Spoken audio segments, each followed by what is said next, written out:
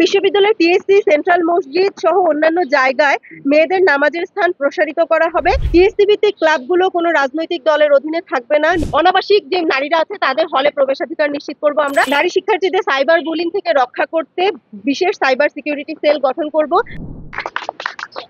আসসালামু আলাইকুম। আমাদের পরবর্তী প্রস্তাবনা আছে কালচারাল ও স্পোর্টস। আপনারা জানেন ঢাকা বিশ্ববিদ্যালয় একসময় ছিল আমাদের সংস্কৃতির একটা আখড়া। বাংলাদেশের পুরো সংস্কৃতি নিয়ন্ত্রিত হতে এই জায়গা থেকে, কিন্তু পরবর্তীতে আমরা দেখেছি যে এই বঙ্গদেশীয় সংস্কৃতি চর্চা না করে বিভিন্নভাবে আরোপিত বিভিন্ন সংস্কৃতি এই বিশ্ববিদ্যালয়ে চর্চা করা হয়েছে। আমাদের যে দেশীয় যে খেলাধুলা, ইভেন আমাদের যে খেলাধুলাগুলো এখনো চালু আছে, সেই খেলাধুলার যে মান সেটা বিশ্বমানের না, এবং এখানে যে ইকুইপমেন্ট গুলো আছে সেগুলো মানে ধর্তব্যের ভিতরে পড়ে না। আমরা আমাদের প্রস্তাবনার প্রথমেই রাখছি ঢাকা বিশ্ববিদ্যালয়ের শতবর্ষের ইতিহাস সংরক্ষণের লক্ষ্যে মিউজিয়াম এবং কালচারাল সেন্টার তৈরি করা। আমাদের যে গণতান্ত্রিক আন্দোলন এবং গণতান্ত্রিক আন্দোলনের যে ইতিহাস ঢাকা বিশ্ববিদ্যালয়ে আছে, সেই ইতিহাসগুলোকে আমরা এই মিউজিয়ামে সংরক্ষণ করে রাখবো। 18টি হলের টিভি রুমকে আধুনিকায়ন করে মিনি সিনেপ্লেক্স তৈরি করা আর সেন্ট্রাল সিনেপ্লেক্স তৈরি করা হবে, যেখানে আমরা যে আমাদের যে কালচার আছে, আমাদের যে বিভিন্ন সিনেমা যেগুলো বাংলাদেশ এবং বিশ্বমানের যে সিনেমাগুলো আছে বা বিশ্বমানের যে সাংস্কৃতিক কর্ম, সেগুলো আমরা আমাদের এই মিনিপ্লেক্সের মাধ্যমে আমরা সেগুলো উপস্থাপন করব। আধুনিক গেমস রুম এবং জিমনেশিয়াম স্থাপন করা হবে। সাংস্কৃতিক কার্যক্রমে বরাদ্দ বৃদ্ধি করব। হল ভিত্তিক খেলার মাঠগুলোকে সংস্কার করব। খেলার মাঠগুলো স্টুডেন্টদের সর্বোত্তম ব্যবহার নিশ্চিত করব। আপনারা জানেন জসিমউদ্দিন হলের মাঠে হল পাড়ার সব ছেলেরাই প্রায় খেলাধুলা করে, কিন্তু ওই হল মাঠের অবস্থা এতটাই খারাপ যে বিভিন্ন সময়ে খেলাধুলা করতে গিয়ে ছেলেরা বিভিন্ন ইনজুরির শিকার হয়।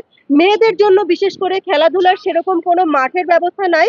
আমরা প্রত্যেকটা মাঠকে আধুনিকায়ন করব এবং আধুনিকায়ন করার মাধ্যমে যেন কেউ খেলাধুলা করতে গিয়ে কোনো ইনজুরির শিকার না হয় সেটা নিশ্চিত করব।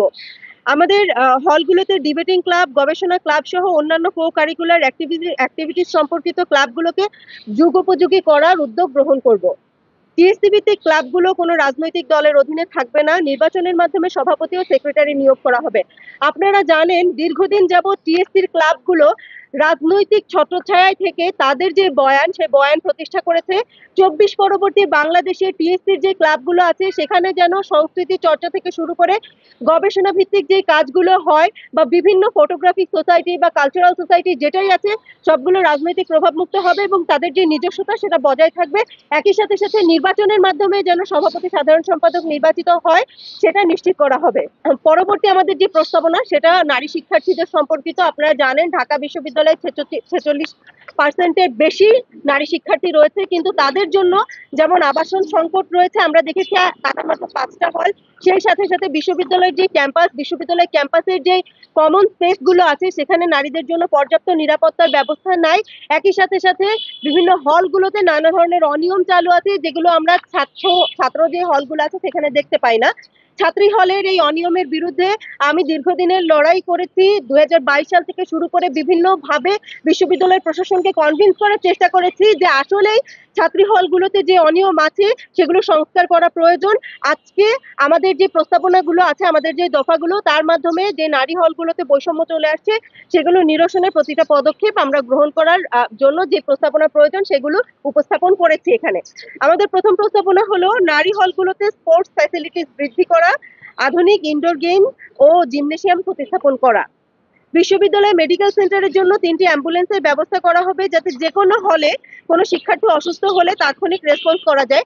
বিশেষ করে কুয়েত মৈত্রী হল, বঙ্গমাতা হল এবং সমাজ কল্যাণ যে ইনস্টিটিউট আছে সেখান থেকে যাতায়াত ব্যবস্থা আপনারা জানেন খুবই বন্ধুর, এই জায়গায় আসতে অনেকটা হ্যাপা পোহাতে হয়, এবং আমাদের যে মেডিকেল সেন্টারের যে অ্যাম্বুলেন্স আছে তার সার্ভিস এতটা বাজে এবং সেই সার্ভিস পেতে তাদেরকে কল দিয়ে দিয়ে সার্ভিস পাওয়া যায় না। এই কিছুদিন আগের কথা, বঙ্গমাতা হলে একটা মেয়ে অসুস্থ হয়ে যায় এবং অ্যাম্বুলেন্স সেবা দ্রুত না পাওয়ার কারণে কিন্তু তার মৃত্যু ঘটে। আমরা চাই না আর কোনো অনাকাঙ্ক্ষিত মৃত্যু বা অনাকাঙ্ক্ষিত অসুস্থতা ঘটুক, এই জন্য ওই এলাকায় আমরা অ্যাম্বুলেন্স 3টি 24 ঘন্টা যেন অ্যাম্বুলেন্স সার্ভিস থাকে সেটা নিশ্চিত করব। বিশ্ববিদ্যালয়ের টিএসসি, সেন্ট্রাল মসজিদ সহ অন্যান্য জায়গায় মেয়েদের নামাজের স্থান প্রসারিত করা হবে। আপনারা জানেন আমাদের যে সেন্ট্রাল মসজিদ আছে সেই সেন্ট্রাল মসজিদের যে নামাজের স্থান মেয়েদের জন্য সেটা খুবই সংকুচিত।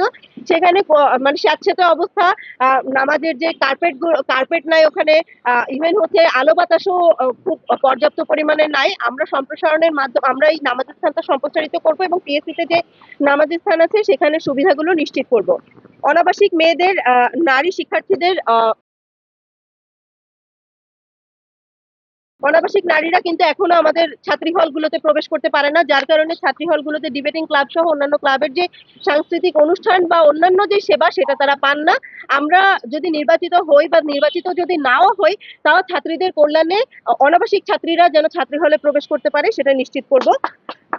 বিশ্ববিদ্যালয়ের জনপরিসর বা কমন স্পেস গুলো নারী বান্ধব করা হবে। বিশেষ করে টিএসসি এলাকায় নারীদের জন্য আসলে যে কমফোর্টেবল স্পেসের কথা বলি আমরা, সেই কমফোর্টেবল স্পেসটা কিন্তু নাই।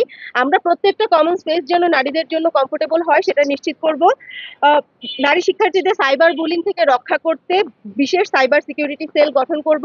আপনারা জানেন ঢাকা বিশ্ববিদ্যালয়ে একটা সেক্সুয়াল হ্যারাসমেন্ট সেল আছে নারীদের নিরাপত্তা দেওয়ার জন্য, কিন্তু আমরা বারবার দেখেছি যে নারীদের যে নিরাপত্তা দেওয়ার জন্য যে সাইবার মানে যে হ্যারাসমেন্ট, সেক্সুয়াল হ্যারাসমেন্ট সেল, সেটার যে কার্যকারিতা সেই কার্যকারিতা বহুদিন আগেই বন্ধ হয়ে গেছে। সমাজ কল্যাণ ইনস্টিটিউটের আমার খুব স্পষ্টভাবে মনে আছে 2022 বা 2023 সালের ঘটনা।